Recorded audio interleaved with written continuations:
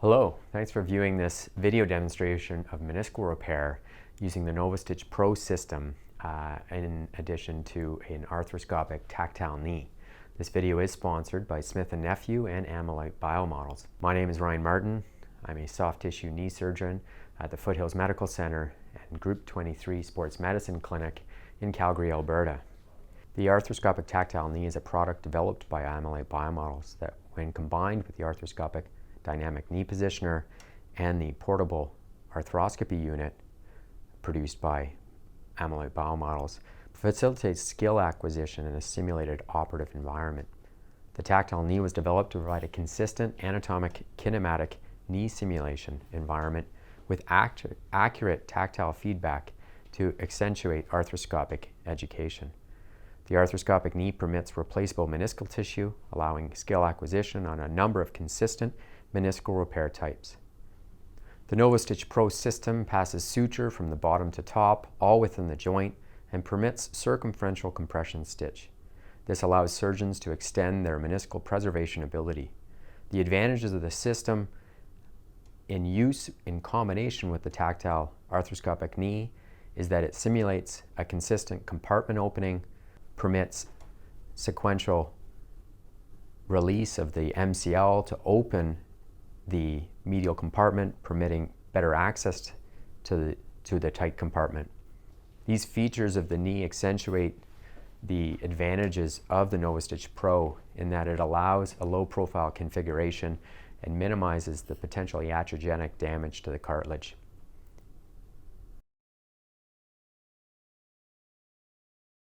The arthroscopic skin sleeve is made to have several features that permit teaching of portal placement and improve skill acquisition in arthroscopic knee surgery. You can see here there's the contour of the VMO, there's the outline of the patella coming down to the tibial tubercle. We have simulated Langer's lines of the skin here.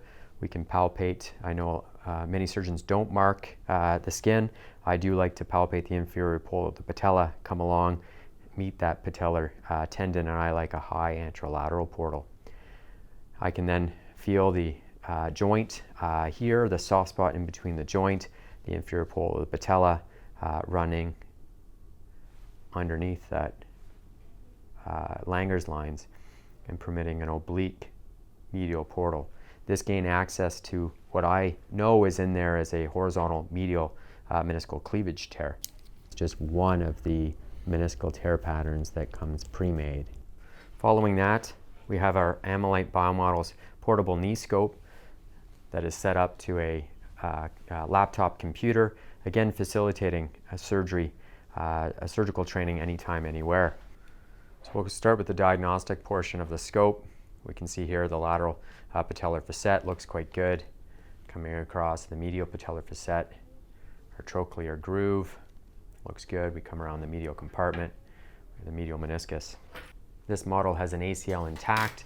You can say we're going to then finish the arthroscopy by going into the lateral compartment, seeing the fibers of the ACL, and then gaining access to our lateral compartment in a figure 4 with popliteus and our lateral gutter arthroscopy here with the superior meniscal fascicles up here, our meniscus, our popliteus. Now gain access to the medial compartment. This replicates a consistent joint opening of the medial compartment. It also facilitates pie crusting of the medial collateral ligament to gain access to the medial compartment. Now encounter the horizontal cleavage tear in the back with a superior leaflet and an inferior leaflet. The meniscal root is intact. You can see that the horizontal meniscal tear continues to about that POL border and doesn't extend any further anterior. This is quite a tight compartment. You can see that this cartilage simulates a soft environment. If you were to scuff this, you would show denting of this cartilage. So it really does teach the surgeon to gain access to this compartment with minimal chondral damage. You can see probing this compartment is quite tight. Fibrous soft tissues underneath allow us to practice sequential releasing the medial compartment. So we'll first come into this, feel, and then I like to release posteriorly. Now you can see we've dramatically improved our view and minimized damage to the cartilage. We gain a better appreciation of the two leaflets of this tear.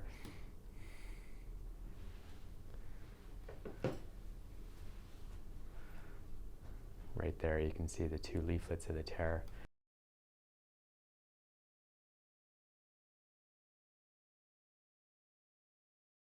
So the NovaStitch Pro comes with a 2.0 and 0 non-absorbable suture that permits an all-suture meniscal repair.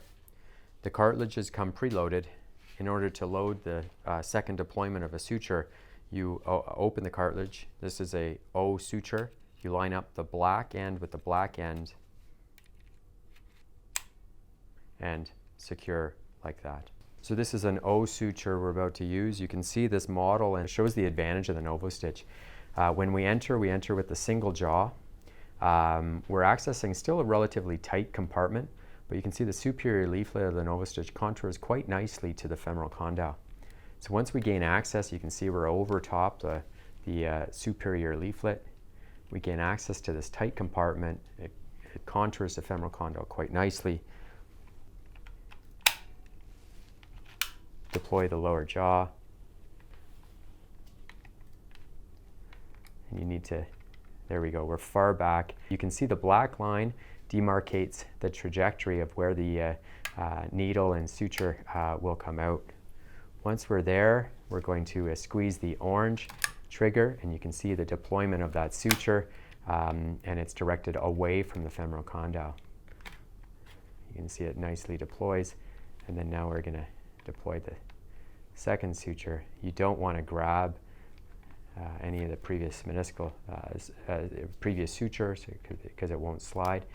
I then deployed my second suture here, and now I remove the suture from the device, and you can see our sliding knot here. I like to use a sliding SMC knot with our NovoCut. The NovoCut is loaded by coming parallel to the post limb of your suture. There's a opening when you squeeze the load button, which is gray on the NovoCut, at the very end of the NovoCut. The suture needs to enter in that very distal opening. You then release the load button. This allows you to slide it. I've now got a suture. I prefer to perform a sliding SMC knot.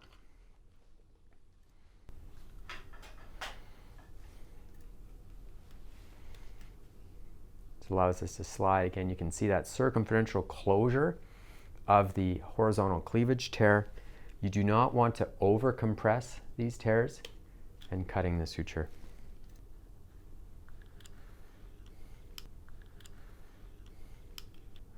Closure of that cleavage tear. I hope to have shown you a reproducible method to gain access and repair a medial horizontal cleavage tear using the new NovaStitch Pro meniscal repair system. In addition, I hope to have shown you why I believe meniscal training using the tactile knee is a must. In addition to the benefits previously discussed, I also think there's benefit in having a simulation model designed for tactile training that is consistent in the amount of compartment opening and the type and size of meniscal tear, because when this consistency is combined with the positioner, skin sleeve, and portable arthroscopy unit, it facilitates remote training very well.